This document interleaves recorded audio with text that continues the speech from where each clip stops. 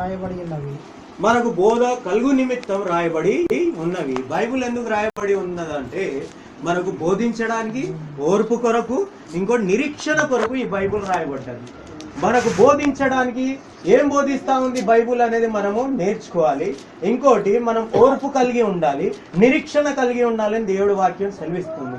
విశ్వాసిగా మనము యేసుక్రీస్తును మనం నమ్మిన తర్వాత మనము మొదటి విషయము ప్రతిరోజు చేయాల్సిన విషయం ఏంటంటే దేవుని వాక్యం మనము తప్పకుండా చదవాలి.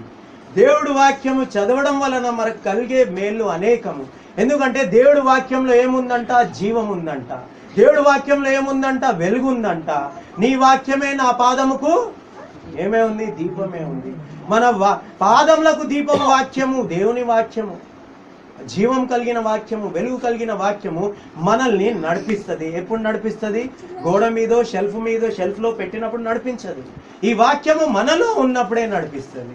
ఈ వాక్యం మనం చదివినప్పుడే మనలో వస్తుంది తప్ప మనం చదవకుండా మనలో రాదు. మనం విన్నప్పుడు కొద్దిగా వస్తుంది.